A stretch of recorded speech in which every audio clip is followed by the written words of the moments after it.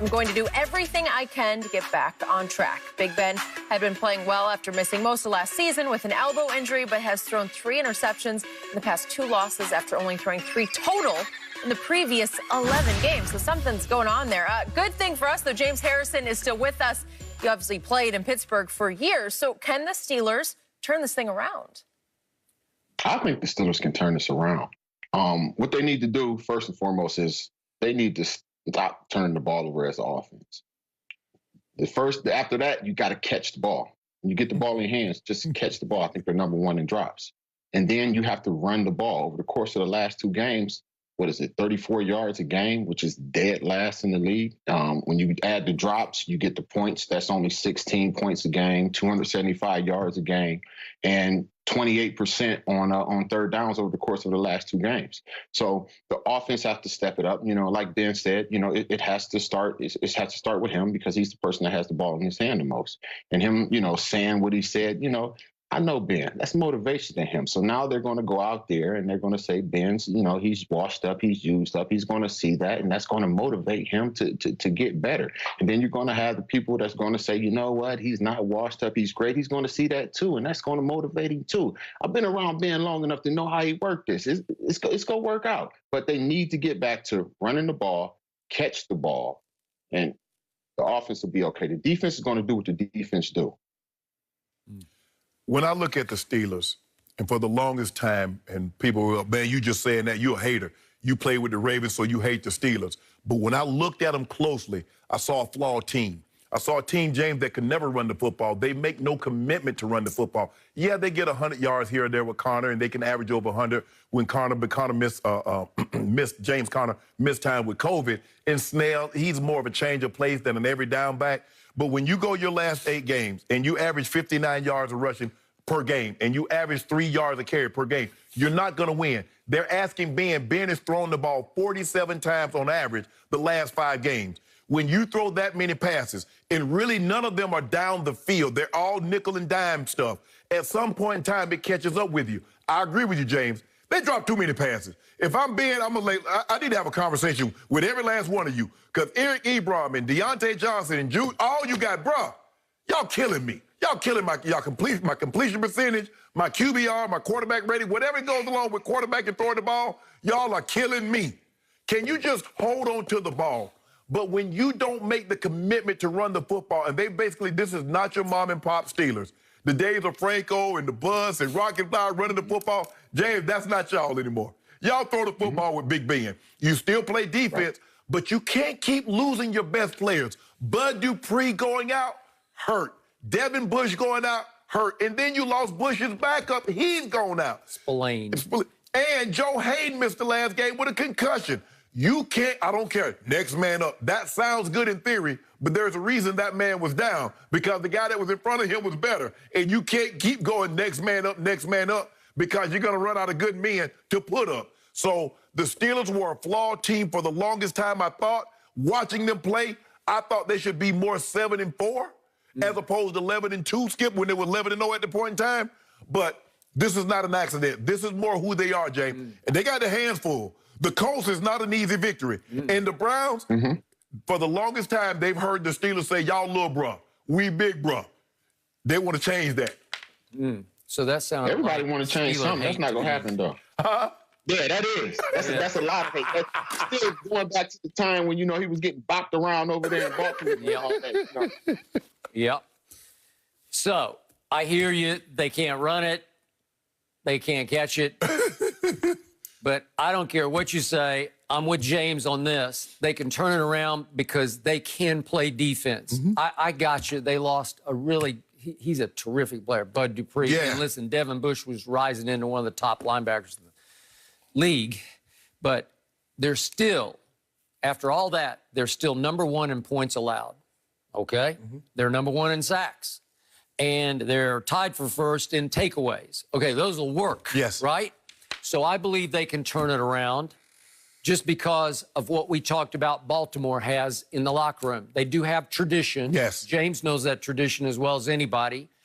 I just feel like down the stretch, they got at Cincinnati. I think they can win that. My Cowboys won at Cincinnati, so surely Pittsburgh can. Yeah. Then, Right. as you said, Colts are a dangerous game. I don't know what Phillip Rivers, which one you'll get, but if you get the good one, he'll be an all-day sucker, right? Yep. And then at Cleveland is going to be a hard game to win to close it out. Big division rivalry, obviously. But I still say they're 11-2. I still think they could win 2 out of those 3. 13-3. That's pretty good, right? Yeah. Are they better right now than Kansas City? No, they are not.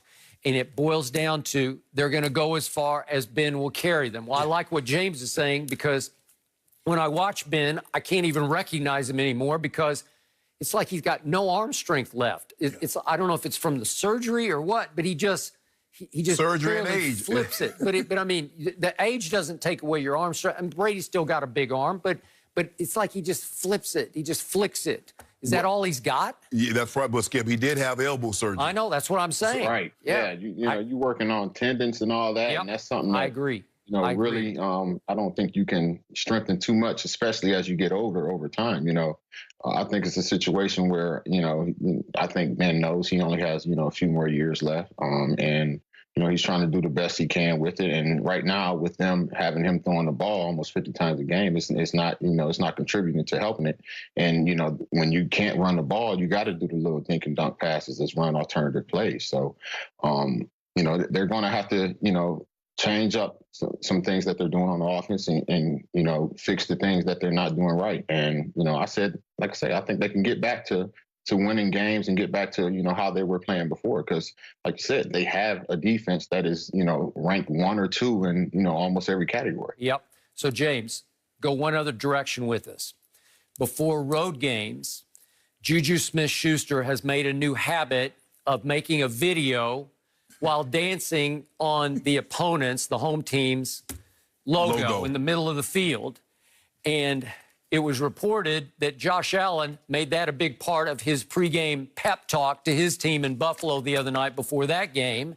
So is this a good idea or a bad idea by our man Juju?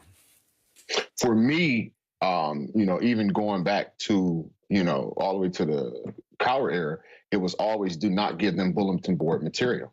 Don't give them nothing to put up there that's going to motivate them to want to do or be anything or come out here and put any more effort into what they're trying to do. And when you do something like that, you're doing exactly the opposite of what I've always been told. Like, you do not want to go out there and give them the gas unless you sitting here with the fire extinguisher to pull it out. In the last 2 games, it seems like the fire extinguisher has been broke. You were, hey, that was different. We look at any sign of you standing on our logo, if we come out, you in our end zone and you're not supposed to be there, you know where you're supposed to be. Because you come out there on the field, James, you know what team's supposed to be in what end zone. If you on my side of the 50, I'm moving you to your side of the 50. There's nothing. Yes. That's just all. You got the 50-yard line, not the 49, not the 48, right. And do not be standing in the logo. You know good and well you don't stand in the logo until the coin toss. So any disrespect was met with disrespect. I don't know where they get this. Is new age. James, they do anything now. They put it on TikTok, they put it on IG and Twitch and Twitter and all that stuff. But man, in the 2000s and back 90s when I came in, man, that would have caused the fight. Oh, yeah, it would have been a fight. Grand warm-up. It would have been a fight for sure. So Juju is promoting himself at the expense of his football team. Basically. Right? Basically. Whew. Listen, we used to play Baltimore, man, and James Ferrier. So we would always warm up, with the linebackers. So we'd warm up on our side with Ray and all them. And Ferrier is talking cash money to these dudes. I mean, calling them everything in a book. And I'm like, Potsy, man, leave them boys alone, man. Don't get them no more gas, man. They gonna go out there and try and do something crazy, man. I'm like, leave them alone. But that's not, hey, I don't know what Juju thinking. I mean, okay, it was cool, it was funny. Okay, you want to do that? But man, okay, you playing with Juju. I'm telling you, playing with fire. What's the most infamous moment in the history of the Dallas Cowboys? It was Terrell Owens standing on the star after he scored a touchdown, right? Yep. And who attacked him? Just about the whole Cowboy team tried to knock him off. You don't skip. Juju tried to do that this year. He did. He was gonna go, but they got him. I think Antoine Wood. I believe so. Bro, you're not gonna do that. Yep. Still slapped them Cowboys though. We're just gonna throw that in there really quickly?